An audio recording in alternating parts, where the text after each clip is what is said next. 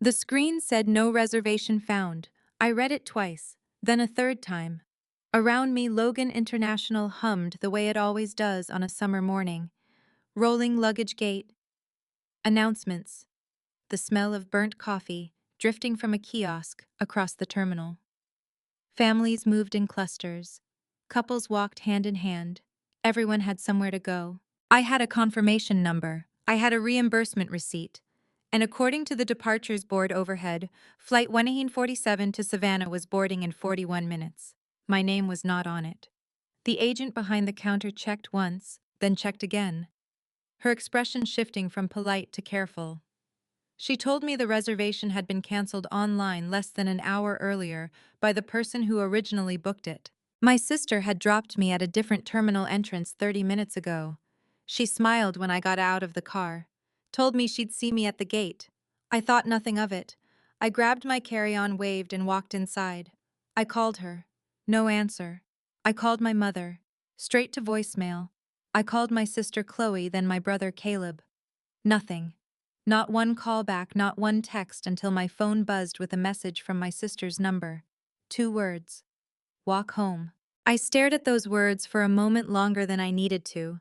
Then something unexpected happened. I laughed. Not because it was funny, but because I suddenly understood exactly what kind of morning this was going to be. I typed back, "You sure?" 5 minutes later, I could see from the terminal window that the family SUV had looped back around to the departure curb. My sister was scanning the sidewalk. My mother had her window down, craning her neck toward the entrance doors. They were looking for a panicked woman dragging her suitcase toward them, ready to beg for a ride. Before I tell you what they found instead, and why one canceled ticket, set off a chain of events that would take months to fully unfold, tell me where you're watching this from today. Drop your city in the comments. I want to see how far this story travels. Because what happened next started with 2 words from my sister and ended with me finally understanding exactly what my family had needed from me all along and what I had been too quiet to stop giving. My name is Sienna Vance. I am 34 years old, and this is the story of the morning I stopped walking home. What they found was an empty curb. The agent at the Delta counter had already told me everything I needed to know. She'd pulled up the booking twice, her brow creasing slightly the second time, and said the reservation had been canceled online at 6:43 that morning, less than an hour before I'd arrived, by the primary account holder. Not a system error, not a payment issue. A deliberate cancellation made from someone's phone while I was still asleep in my apartment in Back Bay. My sister had booked the tickets as a single-family reservation so we could sit together on the flight, a practical choice I hadn't questioned. I had Zelled her my share the same afternoon she sent me the confirmation, $342 tagged with a note that said, "My seat BOS to SAV." The receipt was still in my transaction history. The ticket was gone anyway. I thanked the agent. I picked up my carry-on, and I walked to a quieter section of the terminal near a row of windows overlooking the tarmac, where I stood for a moment and let the noise of the airport settle around me. I could have bought another seat. The next flight to Savannah departed at 11:40. I had the card, I had the time, and I had the confirmation number memorized. I chose not to, because buying that ticket would have told my sister exactly what she wanted to know, that the plan had worked. Gates were filling up. A toddler in a Red Sox cap was shrieking with laughter near the water fountain.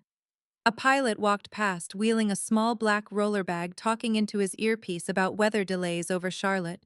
Everything was moving. Everything was normal. Except for me. I opened the Lyft app and requested a ride back to Boston. Then I sat down on a hard plastic chair, set my carry-on between my feet, and watched my phone screen fill with incoming calls. Sarah. Sarah. Mom. Sarah. Chloe. Sarah. Caleb. Sarah. Mom. Sarah. Sarah. 11 calls in the time it took my driver to pull up to the arrivals level 2 terminals over. I did not answer a single one. What I did instead was open the travel app. The Hilton Head Beach House, a 4-bedroom rental on the south end of the island, with a private deck and an ocean view, had been booked under my name and charged to my credit card 7 months earlier. Evelyn's 60th birthday trip. The kind of milestone that deserved something real. Something the whole family would remember. I had handled the reservation because I was the one who found the property, negotiated the weekly rate down by $60, and confirmed the check-in details. It was mine in every way that mattered. I canceled it. The refund would be posted to my card within 5 to 7 business days. The 8-seat SUV reserved through a national rental company for the full week prepaid at a discounted rate was also under my name. I had booked it because Sarah's personal vehicle, a decade-old pickup she used for short hauls, would have left 2 people without seats. I canceled that full refund confirmed on screen before my lift even reached the airport exit ramp. The coastal tour package, a guided 2-day excursion through the Sea Islands that I had paid for as a birthday gift to Evelyn, did not offer cash refunds, but it allowed credit transfers. I moved the full amount to my personal travel balance. 12 seconds. Done. By the time my driver merged onto I-90 heading west toward the city, I had recovered every dollar I was owed. Sarah called again. I watched her name light up the screen, then fade. The Boston skyline came into view through the windshield, steady and familiar against the morning haze, and I pressed my forehead lightly against the cool of the window glass. Just for a second. Just long enough to feel something solid. Because here is what no one in my family understood about me. I was not impulsive. I had spent 9 years as a senior underwriter for a marine logistics firm, which meant my entire professional life was built around one question. What happens when the thing you assumed was stable turns out not to be? You assess the damage, you calculate the exposure, and you make decisions based on what the numbers actually say, not what you hoped they would. The number my sister had sent me that morning was 2 words, and the math was not complicated. I opened my banking app next. The recurring transfer I had set up 18 months ago of $850, every first of the month, routed directly to the lender that financed the work truck Sarah's roofing crews used on job sites, was still scheduled to process in 4 days. I canceled it before the lift reached the Copley Square exit. Then I opened my screenshots folder and started saving everything. The canceled booking confirmation, the Zelle receipt with the timestamp, the Delta agent's screen which I had photographed discreetly while she was checking the second time, and my sister's text which I had not deleted and would not delete. Walk home. My driver pulled up to my building on Marlborough Street and asked if I was doing okay. I told him yes. I tipped him 30%. Carried my bag upstairs and sat down at my kitchen table with my laptop open and my phone face up beside it. I had exactly one call left to make. Aunt Julia picked up on the second ring. She didn't say hello. She didn't ask where I was or whether I was okay. The first words out of her mouth were sharp and certain, the way she always spoke when she already knew the answer to something. Did Sarah cancel your ticket because of the loan? My chest tightened so fast it nearly took my breath away. I gripped the edge of the kitchen table with my free hand, my knuckles going pale. She told you, I said. She vented to me 2 days ago.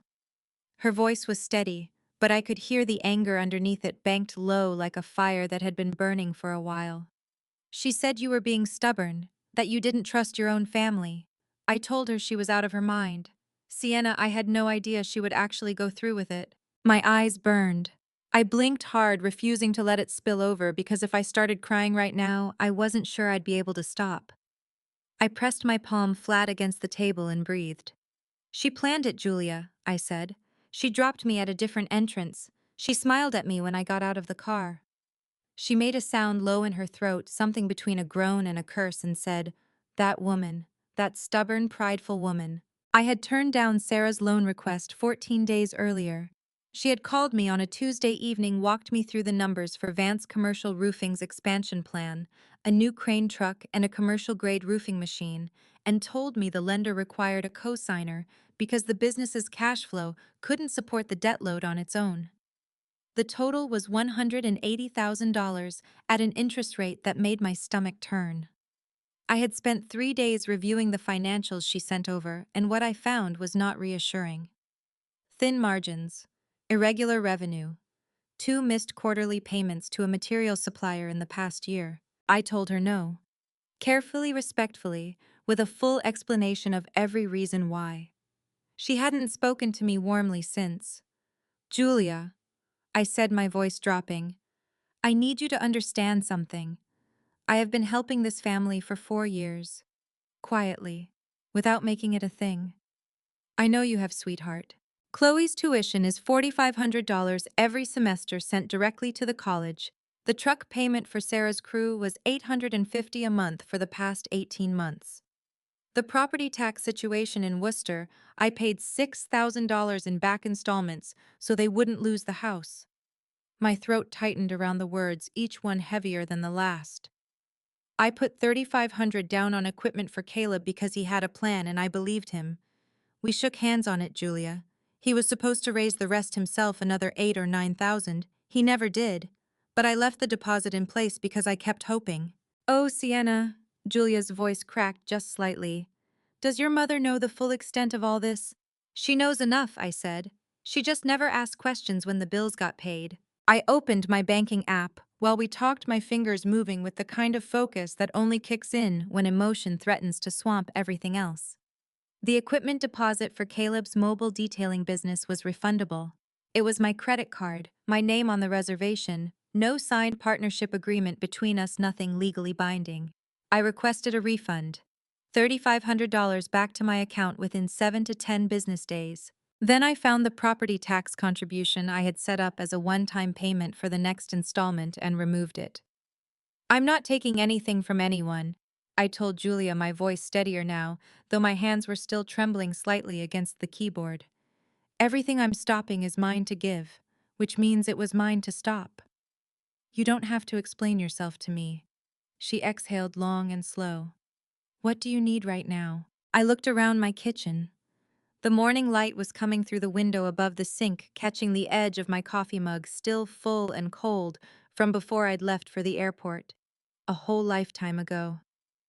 I need you to remember exactly what Sarah told you 2 days ago, I said. Every word, because I have a feeling I'm going to need a witness. Julia didn't hesitate. I remember all of it, she said, and I'm not going anywhere. 3 days after Boston, my phone buzzed with a text from Chloe. You must have entered the wrong payment date. Registration closes Friday, and the college portal is showing a balance due. Can you fix it today? No hello, no mention of Logan Airport, no mention of the fact that she had watched our sister drive away from a terminal where I was standing alone with a canceled ticket and a carry-on bag. I called her back immediately, my jaw tight, my fingers pressing hard into the phone case. She picked up on the first ring, and before I could say a single word, she launched in. Sienna, I really need this handled today. My advisor said if the balance isn't cleared by Friday, I lose my registered status for the final semester, and I'd have to reapply, and that could push my graduation back by... Chloe. My voice came out quieter than I expected, which somehow made it sharper. Stop. Did you know what Sarah was planning to do at the airport? The pause that followed lasted exactly long enough to tell me everything. If she mentioned something, she said finally, her voice dropping. But I didn't think she'd actually. Did you know or didn't you? She exhaled a shaky, guilty breath that crackled through the speaker. She told us the night before. She said it would be good for you. That you needed to understand you couldn't just, that family isn't a transaction. Her voice wobbled at the end like she was trying to convince herself the words still made sense. My chest ached so sharply I had to press my free hand against it. This was my little sister, the one I had driven to her college orientation because she was too nervous to take the bus. The one I had stayed on the phone with until 2 in the morning during her first round of board exam prep, talking her through respiratory physiology diagrams until her voice steadied. The one I had quietly written $4,500 checks for semester after semester because I wanted her to finish her program without drowning in debt. She had known, and she had packed her suitcase anyway. You had already arranged time off from your clinical rotation, I said. You knew I'd been deliberately left behind, and you expected me to keep paying. Sienna, please. Her voice broke, and I heard her actually crying now. A wet, unsteady sound that twisted something in my ribs. I felt terrible about it. I really did. But Sarah promised you'd cool off before the plane even landed. She said you always come around. I didn't want to lose my rotation days for nothing if everything was going to be fine anyway. It is not fine, I said, and I ended all voluntary family payments. That includes your tuition. She cried harder, full heaving sobs, now the kind that made her words almost incomprehensible. You can't do that. I am 4 months from graduating. 4 months, Sienna. If I don't finish this semester, I lose my clinical placement and I have to start the whole rotation over, and I cannot afford. Call the financial aid office, I said, and even though my own eyes were stinging, my voice held. Ask about federal student loans, emergency grants, and hospital sponsorship programs. I researched them last night. I'm sending you a list right now. She was still crying when I hung up. Caleb called 40 minutes later. He didn't cry. He came in hot, his voice loud and tight, with the particular fury of someone who had assumed an outcome and was furious to find it missing. The equipment supplier just emailed me. The deposit was released and the reservation is gone. Do you know what that means? That van was the whole business, Sienna. I had vendors lined up. I had a spot at the Greendale Farmers Market starting next month. Caleb, I cut him off cleanly. The deposit was on my credit card. We had a handshake deal. I'd cover the equipment hold, you'd raise the remaining capital on your own. $8,000 or $9,000. You had 4 months. Did you raise it? A beat of furious sputtering quiet then. That's not the point. That is exactly the point, I said.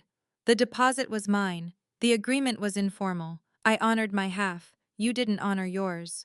He called me selfish. He called me controlling. He said I had always looked down on him for not having a corporate job, and this was just another way of reminding him he'd never measure up. His voice cracked at the end, raw and angry, and just slightly afraid, and some part of me recognized the fear underneath the rage. But I had already made my decision on the highway home from Logan Airport, and nothing Caleb said changed the math. I'm sorry about the business, I told him, and I meant it. But I'm not restoring the deposit. Sarah called an hour after Caleb. Her voice had none of the bluster I expected. It was flat-clipped, a woman trying to project control while clearly holding something unpleasant behind her teeth. The lender sent a notice, she said. The August truck payment didn't go through. I have a crew depending on that vehicle, Sienna. Real people with real jobs. Vance Commercial Roofing is your business. I said, my voice steady even as my heart hammered. That truck was never my responsibility. It was a gift I chose to give. I chose to stop. You're punishing me, she said, her voice finally cracking open, a flash of hot anger breaking through. You're punishing your whole family because your feelings got hurt. My feelings didn't get hurt, sis. The word came out harder than I intended. You made a plan, you executed it, and now you're dealing with the results of your own plan. She hung up before I could say anything else, and I sat at my kitchen table with 3 conversations still ringing in my ears, my hands trembling against the wooden surface, staring at the document I had spent the previous night building, a detailed, dated ledger of every dollar I had quietly moved into this family over 4 years. I hadn't built it to punish anyone. I had built it because Sarah had started telling relatives that she was the one holding everything together, and I was done letting that story stand uncorrected. The restaurant Sarah chose had a harbor view. Of course it did. She had always understood the power of setting the way. A good backdrop could make a person look reasonable, even when her argument wasn't. Waterfront table, private dining room, white tablecloths. The kind of place where it felt rude to raise your voice. Julia and I arrived together. When the hostess led us back to the private room, the rest of the family was already seated. Sarah at the head of the table, Evelyn beside her with her hands folded tight in her lap. Chloe and Caleb across from each other, with their eyes fixed carefully on the table. Stacks of papers sat at each place setting: invoices, tuition statements, lender notices. Sarah stood when we walked in, spreading her arms like a woman welcoming guests to a dinner she had every right to host. Sienna, I'm glad you came. Let's handle this like adults. I pulled out a chair and sat down without hugging her. Let's, I said. She opened with a rehearsed line I could tell by the way she barely blinked delivering it. I think we can all agree the airport situation went further than intended. I made a decision in frustration, and maybe it wasn't the right call. But what's happened since? She gestured at the papers on the table. This is bigger than one bad morning. Evelyn nodded, her eyes glistening. We just want our family back, she said, her voice trembling. That's all any of us want. I looked at my mother and really looked at her and felt something pull tight behind my sternum. She had called me the morning after the airport, not to ask if I was safe, not to ask where I had slept. She had asked me to restore the beach house reservation before their flight departed. "Mom," I said carefully, "did you know what Sarah was planning before she dropped me off?" Her lips pressed together. A muscle in her jaw worked. Then she said quietly, "She mentioned there might be a lesson involved. I thought—" She stopped, swallowed hard, her hands twisting together in her lap. "I thought you'd be upset for a little while, and then buy another ticket and meet us there. I thought it would all blow over by dinner." My jaw ached from holding it still. "You thought I'd buy another ticket," I repeated, "to a vacation I had already paid for." Evelyn's eyes filled. "I know how that sounds. Tell me something," I said, and now my voice dropped to the kind of quiet that carries across a whole room. "When you realized I hadn't shown up, not on the next flight, not by dinner, not by the time you were checking into that motel, what did you feel?" She blinked and 2 tears ran fast down her cheeks. "I was scared," she whispered. "I thought maybe we'd pushed too hard. But you didn't call to check if I was safe." She looked down at the tablecloth, her shoulders caving inward, and said nothing that could answer that. Sarah cleared her throat loudly. "This isn't productive. Evelyn made a mistake in judgment. We all did. What I'd like to focus on is— I'd like to read something first." I pulled out my phone and opened Sarah's text. Read it aloud, 2 words flat and clear: "Walk home." The table went very still. Chloe's face crumpled. Caleb looked away toward the window, his throat working. "Words said in a moment of frustration," Sarah said tightly, her knuckles whitening around her water glass, "should not define a family." "You canceled the ticket before you dropped me off," I said. "You chose a different entrance so you could leave before I reached the kiosk. The cancellation was processed at 6:43 in the morning.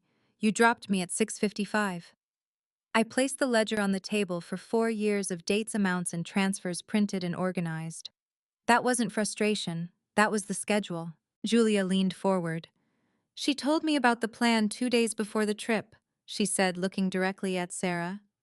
"She said a few hours of panic would remind Sienna that family acceptance matters more than financial caution." She didn't raise her voice. She didn't need to. Sarah's face went dark red. "That was a private conversation."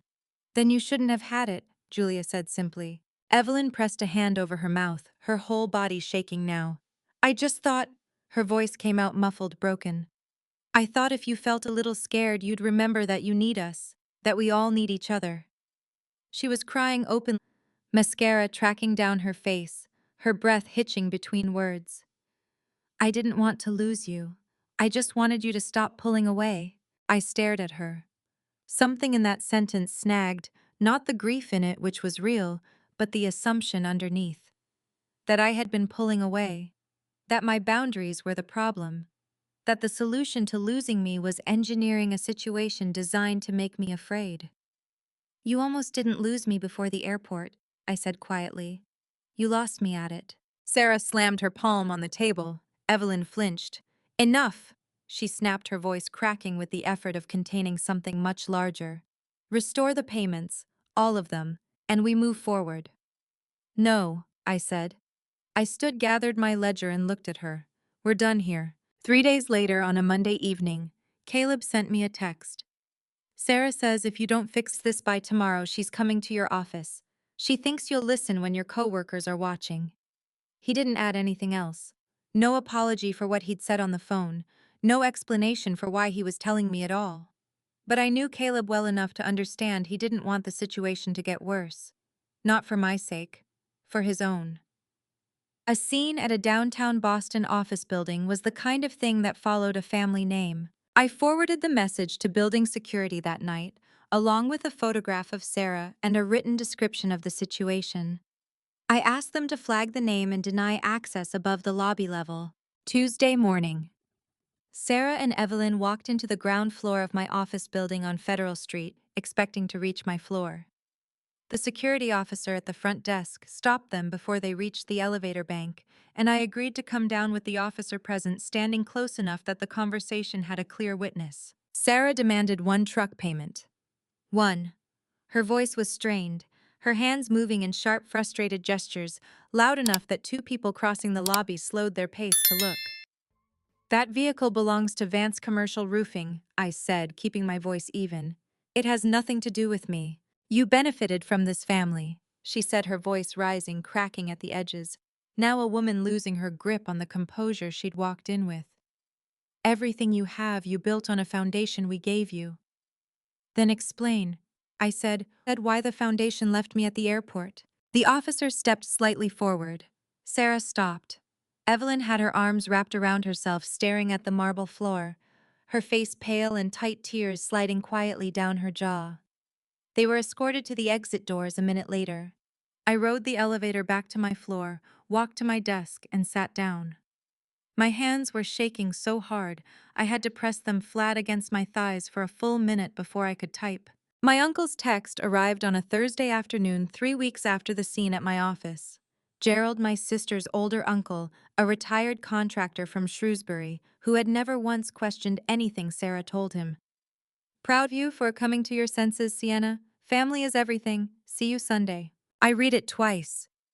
Then I set my phone face down on my desk and stared at the ceiling of my apartment for a long moment, my chest burning with something that wasn't quite anger and wasn't quite grief.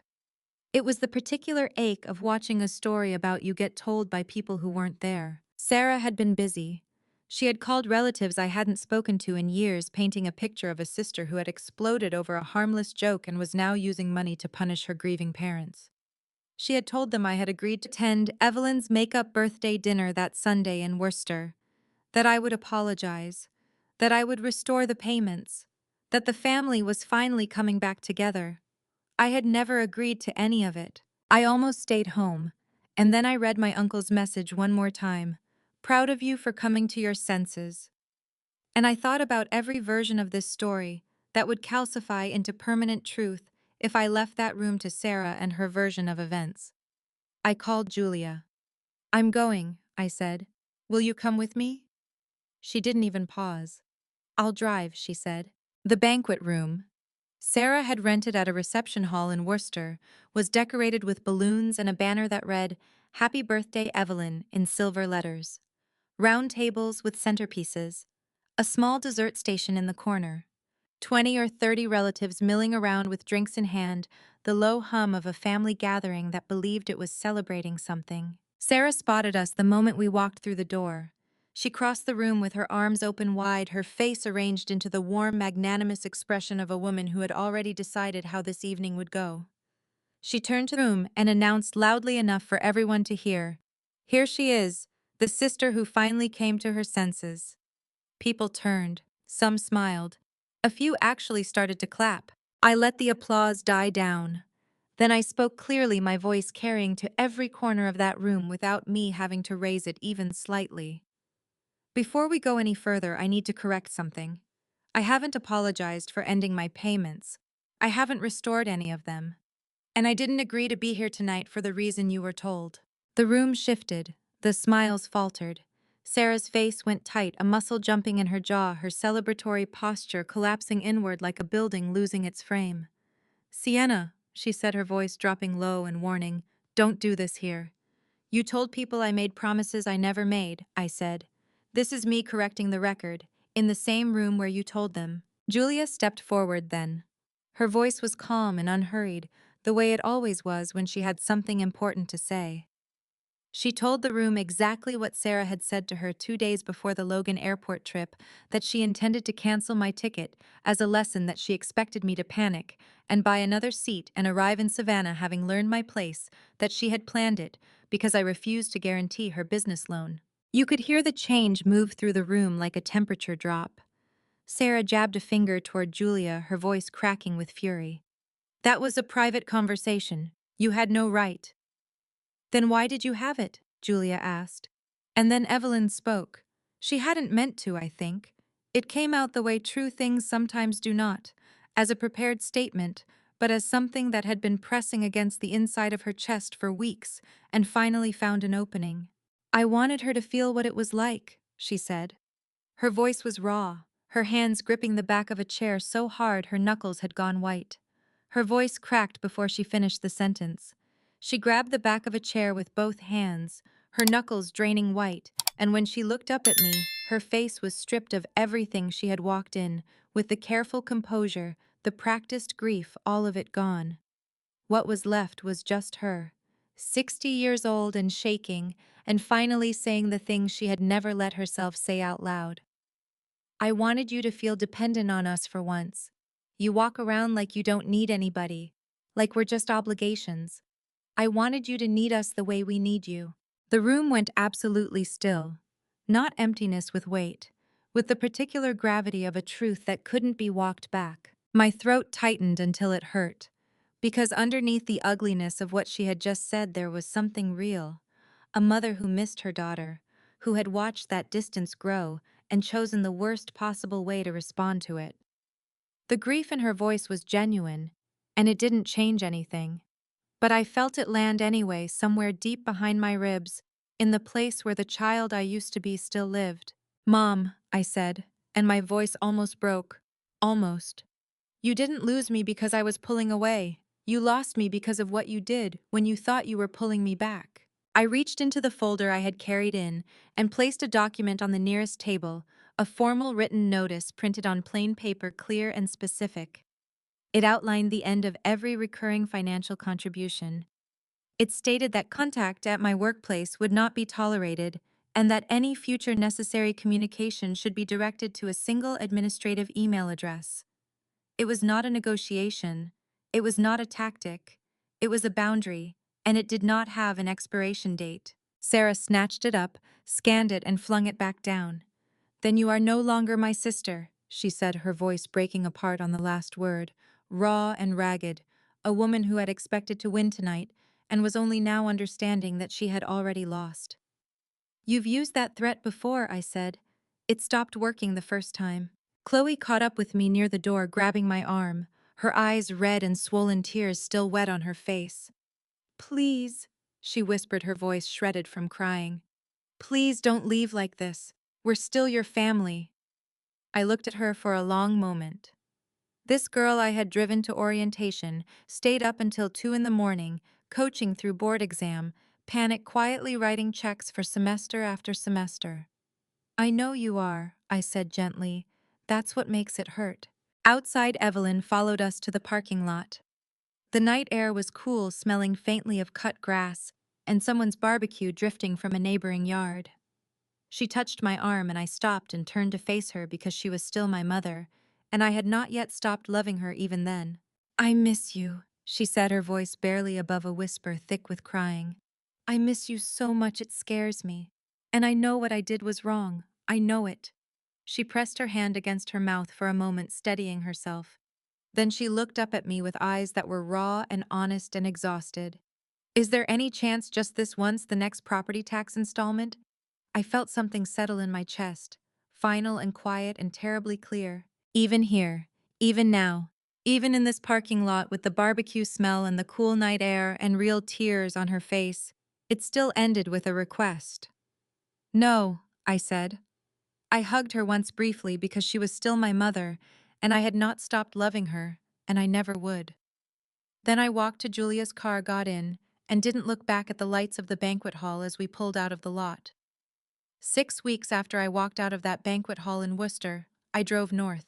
No playlists, no podcasts, just the sound of the tires on Route 1, the salt air coming through the cracked window, and the particular kind of quiet that only exists when you have stopped waiting for someone to apologize. I had chosen Cape Elizabeth, Maine, because I had never been there with anyone from my family. That mattered more than I expected it to. I parked on a gravel shoulder near the lighthouse, pulled my jacket tighter against the October wind, and stood at the edge of the rocks, while the Atlantic crashed below me in long, heavy swells. My phone buzzed once. A text from Aunt Julia. Are you doing okay up there? I typed back. Better than okay. She sent a single emoji, a lighthouse, and then nothing more. That was enough. I had spent 4 years building a safety net for people who never asked whether I needed one too.